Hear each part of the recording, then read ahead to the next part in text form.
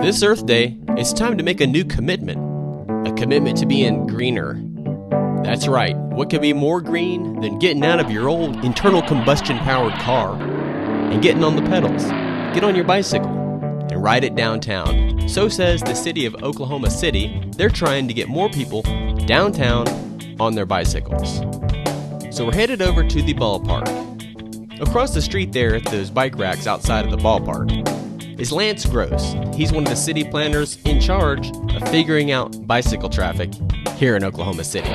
Well, the whole intent of having bike racks in downtown is try to encourage people to get out and visit downtown and visit it, or actually look at it from a different perspective. Sure, people can come down here and try to find parking, which at times can be difficult, but they come down here by using their bicycles, they can see it from a different perspective. To help expedite the point of what the city's trying to do with their downtown bicycle planning, let me read this email response that I got from Lance. All right. Downtown Oklahoma City is an easy place to ride a bicycle. For one, you don't need much space to park a bike, and you can get around relatively easily. The speed limits downtown are generally 25 miles an hour, and there are traffic signals at almost every intersection, which means most of the automobile traffic never reaches its intended speed. Density of downtown is perfect for using a bicycle. Most destinations are only a few blocks away, which makes riding a bicycle quick and easy. Plus, the bicycle is a clean, human-powered machine. The key is knowing how to ride your bicycle in traffic safely. This is an education issue that Oklahoma City is presently addressing, teaching bicyclists how to ride in traffic and teaching the motorists how to interact with the bicyclists. Morning.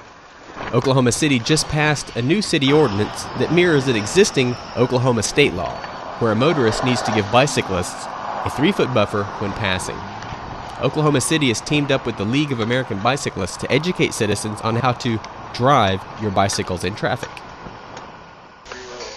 Hey, Chad. Take one more row higher.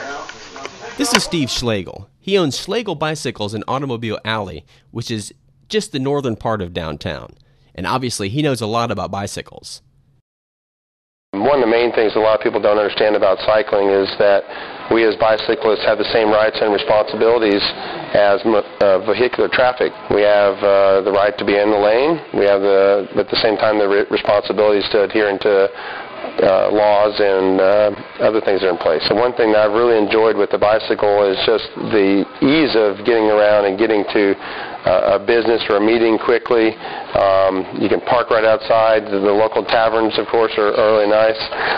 We were one of the original donors to the Metro rack system a few years ago, so we actually participated in helping get bike racks on the front of the buses.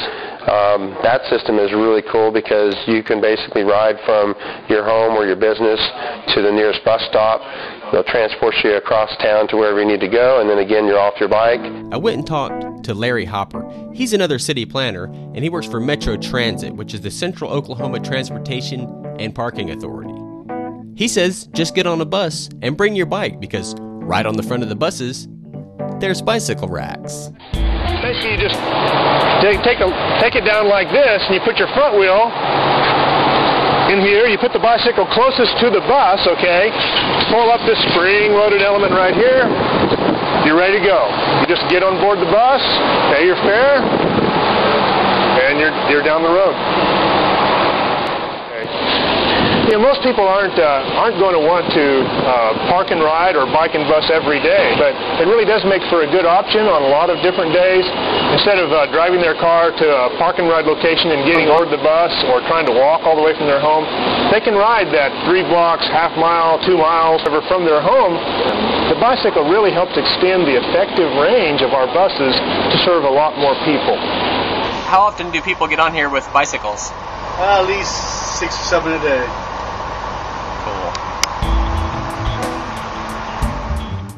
Throughout the course of making this little Earth Day film about bicycling, I decided to talk to someone who rides their bike to work for no other reason than just, well, I wonder why. So I went and talked to Molly Tolbert.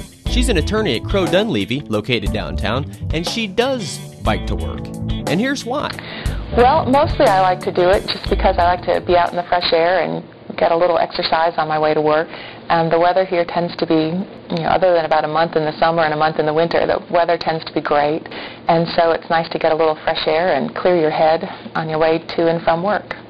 And yeah, I would park my car in a parking garage, and it takes longer to get up there and get a space and wait for the elevator and walk down the block to work than it does to just leave my bike on the loading dock right here at the office. This Earth Day is a great time to turn a new green leaf. And what's a better way than using your bicycle a little bit more? I mean, come on, these days it doesn't have the stigma like it used to. Get out on your bike, get some fresh air. I did it, it's fabulous. Now it's your turn. Happy Earth Day.